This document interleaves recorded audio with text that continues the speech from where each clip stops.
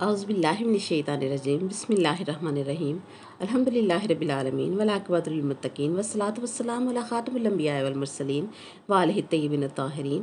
السلام علیکم ورحمۃ اللہ وبرکاتہ۔ خوشبو قرآن سے جڑے ہر فرد کو عقیدت اور مودت کے جذبے میں بن جانے پر مبارکباد ہے۔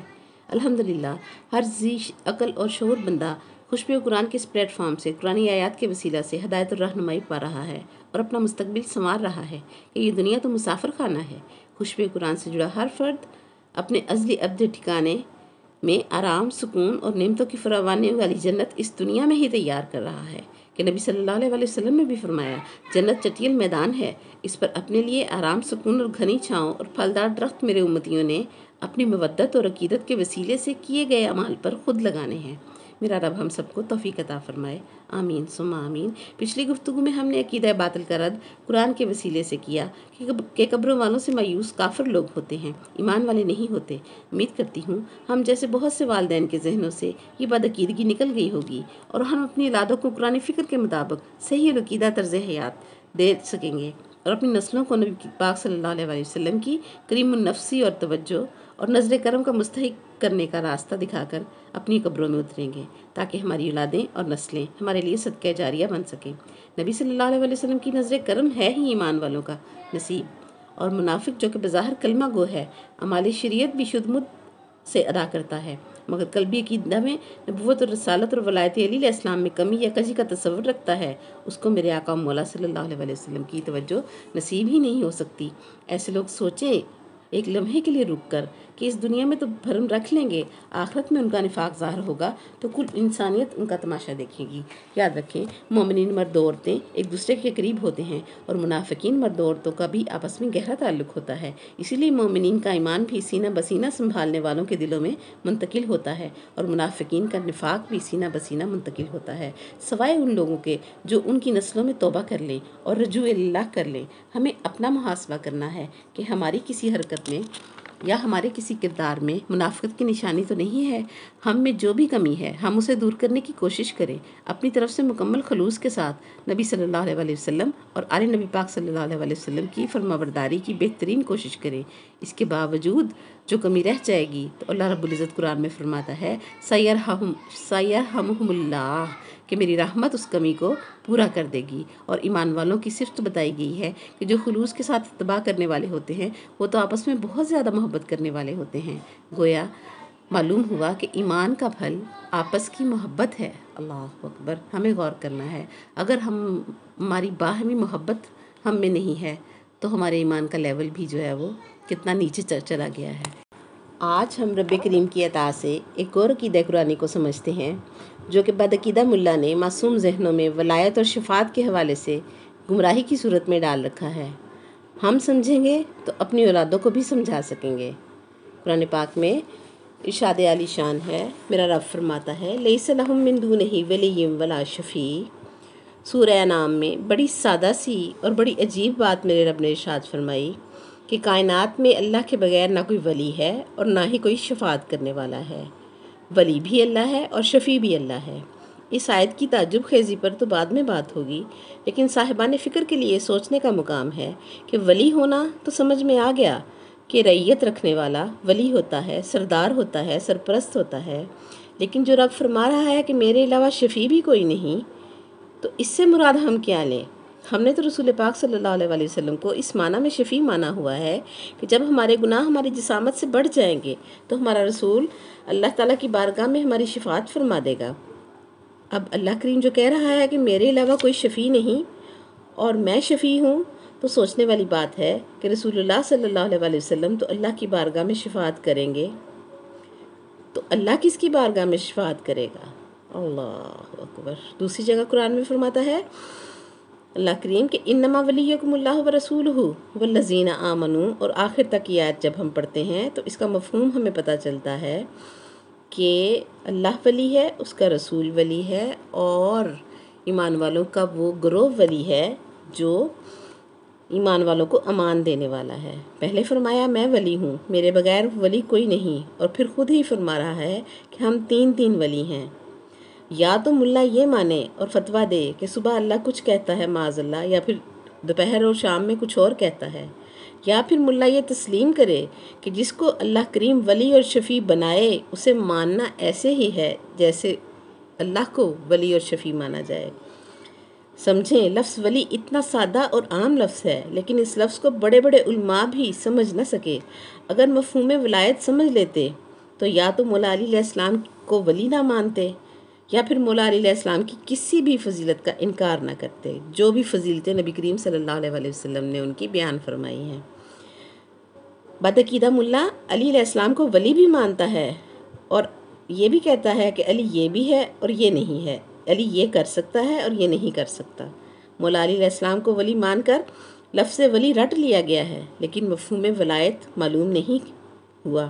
یاد رکھیں، کائنات کے جتنے بھی منصب ہیں، ابدیت سے لے کر ختم نبوت تک، ہر منصب مخلوق سے تعلق رکھتا ہے۔ واحد منصب ولایت ہے جو ربوبی منصب ہے، یعنی پالنے والا منصب ہے۔ پورے قرآن میں اللہ کریم نے خود کو نبی رسول نہیں کہلایا، معصوم مطہر نہیں کہلایا، بلکہ فرمایا مجھے ولی مانو، مجھے ولی کہو۔ تو یاد رکھو، جب عہدہ ہی اللہ کا ہے تو اللہ کریم جس کو بھی ولایت دے گا اس میں کچھ نہ کچھ تو اللہ والی جھلک نظر آئے گی۔ رسول صلی اللہ علیہ وسلم کا عہدہ ہو تو رسالت کی جھلک نظر آئے گی، نبی ہو اور نبوت کی جھلک نظر نہ آئے ہو ہی نہیں سکتا، اور عبد ہو اور اس میں بندگی نظر نہ آئے یہ ہو ہی نہیں سکتا۔ یاد رکھو، ولی ہو اور اللہ کی ربوبیت نظر نہ آئے یہ بھی ہو نہیں سکتا۔ اس معاملے کو تسلیم کرنا ہی عبدیت کی معراج ہے کہ اللہ کریم نے خود 3 ولی گنے قرآن میں، کہ ایک میں اللہ ولی، میرا رسول ولی، اور رکوع میں انگوٹھی دینے والوں کی جماعت ولی۔ یاد رکھیں، اللہ کریم نے حکم اطاعت دیا تو فرمایا اطیعوا اللہ و اطیعوا الرسول، سبحان اللہ، 2 بار اطیعوا فرمایا کہ میری اطاعت اور ہے اور میرے رسول اور اولو الامر کی اطاعت اور ہے، یعنی اللہ کی اطاعت عبادت کہلاتی ہے اور رسول صلی اللہ علیہ وسلم اور اولو الامر کی اطاعت جو ہے وہ عبادت نہیں کہلا سکتی، وہ اطاعت ہوتی ہے۔ اس لیے رب نے اطیعوا اللہ و اطیعوا الرسول 2 بار ارشاد فرمایا، لیکن جب ولایت کا ذکر فرمایا تو تکرار نہیں فرمائی، انما ولیکم اللہ و رسولہ والذین آمنوا فرمایا۔ ایک ہی ولیکم اللہ میں رسول صلی اللہ علیہ وسلم اور مولا علی علیہ السلام اور اولاد علی علیہ السلام کی ولایت بتا دی۔ انما ولیکم اللہ و رسولہ، ولیکم نہیں کہا، ایک ہی رسی میں تینوں ولایتیں باندھ دیں، الگ الگ ولی نہیں فرمایا گیا، تاکہ زمانہ جان سکے کہ جیسا میں ولی ہوں ویسا ہی میرا رسول ولی ہے اور ویسا ہی وہ ولی جو انگوٹھی دینے والا ہے، اور جمع کا صیغہ استعمال کر کے بتا دیا کہ یہ اکیلا نہیں ہے، اس کی نسل میں مہدی علیہ السلام تک اولنا محمد و اوسطنا محمد و آخرنا محمد کی تصویر بن کر سب سامنے آئیں گے۔ مثال سمجھیں، اللہ کریم ایسا ولی کہ نظر نہ آئے، اور نبی کریم صلی اللہ علیہ وسلم ولی ضرور ہیں لیکن دنیا میں رسول آخر الزماں بن کر آئے۔ رسالت کا عہدہ نبی کریم صلی اللہ علیہ وسلم کے پاس ہے، اس لیے نبی کریم صلی اللہ علیہ وسلم کی ولایت بھی چھپی ہوئی ہے، اللہ کریم کی ولایت بھی چھپی ہوئی اور نبی کریم صلی اللہ علیہ وسلم کی ولایت بھی چھپی ہوئی، اور زمین پر من حیث الولی علی الاعلان ولی بن کر صرف اور صرف مولا علی علیہ السلام اترے۔ اب اللہ کریم اور نبی کریم صلی اللہ علیہ وسلم دونوں کی ولایت چھلکے گی مولا علی علیہ السلام کی ولایت سے۔ یہی وجہ ہے کہ آدم علیہ السلام سے عیسیٰ علیہ السلام تک اولو العزم انبیاء وہی کہلائے جو حقیقت میں شجرہ ولایت کو تسلیم کر گئے کہ اسی جگہ پر موسیٰ علیہ السلام کو کلیم اللہ بنایا گیا اور ابراہیم علیہ السلام کو اللہ کریم نے اپنا خلیل بنایا اور عیسیٰ علیہ السلام کو روح اللہ بنایا، کہ جب بھی بندہ عبادت شروع کرتا ہے، نماز میں، اذان میں یا کسی بھی تلاوت سے پہلے، تو انسان پڑھتا ہے بسم اللہ الرحمن الرحیم۔ کبھی سوچے کہ اللہ نے اس کلمے میں اپنی 3 توحیدیں بیان فرمائی ہیں، اللہ توحید ذات ہے، اللہ اسم ذات ہے، اور رحمان توحید صفات ہے، اور رحیم توحید افعال ہے، یعنی اللہ کے فعل کا نام ہے۔ اللہ کریم سے مراد اس کا ذاتی منصب ہے، اور رحمان سے مراد منصب ولایت ہے، اور رحیم سے مراد منصب نبوت ہے۔ دوبارہ سمجھ لیں اور دہرا لیں کہ بسم اللہ الرحمن الرحیم میں 3 منصب ہیں، ایک منصب ذاتی، دوسرا منصب ولایت کا، اور تیسرا منصب نبوت کا ہے، اور قرآن میں اللہ کریم نے نبیوں کو رحیم کہا ہے، حتیٰ کہ اپنے محبوب آخر الزمان نبی کو بھی رؤوف الرحیم کہہ کر پکارا ہے کہ نبی صلی اللہ علیہ وسلم کو رب رحمان نہیں کہتا، رحیم کہتا ہے، کہ رحمان میں رحمانیت الہی میں ولایت ہوتی ہے، چھپی ہوئی ہوتی ہے۔ اور ایک مشہور ولی ویسے کرنی کو یاد کرتے ہوئے بھی نبی کریم صلی اللہ علیہ وسلم نے منبر پر بیٹھ کر فرمایا کہ مجھے یمن سے رحمان کی سانسوں کی خوشبو آتی ہے۔ سبحان اللہ۔ فرمایا انی لا اجد نفس الرحمن من قبل الیمن۔ کیا مطلب ہے؟ کیا اللہ کریم وجود رکھتا ہے، سانسیں لیتا ہے؟ تو پھر رسول پاک صلی اللہ علیہ وسلم کا فرمانا کہ میں رحمان کی سانسوں کی خوشبو پاتا ہوں، اللہ اکبر، اس کے کیا معنی و مطالب ہے؟ قرآن کے وارثوں نے بتایا، 1000 سالہ پرانی کتابوں اور تفسیروں میں نفس رحمانی سے مراد خوشبو ولایت ہے، کیونکہ اللہ کریم نے اپنا منصب رحمان ولی کو عطا کیا ہے اور اس کی رحمانیت پر ولایت ہے، اور کہ خود وہ ولی ایسا ہے کہ نظر نہیں آتا، اور جس کو وہ ولی بناتا ہے اسے اپنے رحمان ہونے میں سے حصہ دیتا ہے۔ جزوی ولی کو تھوڑا حصہ دیتا ہے اور کلی ولی کو اس کی شان کے مطابق حصہ دیتا ہے۔ در حقیقت رسول صلی اللہ علیہ وسلم بتانا یہ چاہتے تھے کہ معیار ولایت کے جس رتبے پر ویسے کرنی ہے، اس معیار پر نہ کوئی تھا، نہ ہے، نہ ہوگا، کہ اللہ کی ولایت میں ویسے کرنی کا معیار یہ تھا کہ عشاء کے بعد پوری رات کبھی قیام میں اور اگلی پوری رات رکوع میں اور اگلی پوری رات سجدے میں گزار دیتے۔ لوگ پوچھتے تو فرماتے کیا کروں؟ اگر رات قیامت تک لمبی ہو جائے تو بھی میں سجدے میں ہی رہوں گا۔ اور رسول صلی اللہ علیہ وسلم کی ولایت میں ویسے کرنی کا معیار کیا ہے، یہ بھی سنیں کہ انہوں نے سنا یمن میں کہ نبی صلی اللہ علیہ وسلم کے 2 دانت شہید ہو گئے ہیں، تو پتھر اٹھایا کہ اپنے دانتوں کو مارتے جاتے اور کہتے جاتے کہ ذق ما ذاک الحبیب، تو بھی چکھ وہ تکلیف جو میرے حبیب نے سہی ہے۔ ولایت رسول پاک صلی اللہ علیہ وسلم کا مقام یہ کہ نبی صلی اللہ علیہ وسلم کو ضرب لگے تو ویسے کرنی پوری کی پوری بتیسی نکال دیں، اور مولا علی علیہ السلام کی ولایت میں ویسے کرنے کا مقام بھی سن لیں۔ ایک دن ظہر کا وضو کرنے کے لیے انہوں نے آفتابہ پکڑا، دور سے دھول اٹھتی دیکھی، پوچھا یہ کس قسم کی دھول ہے؟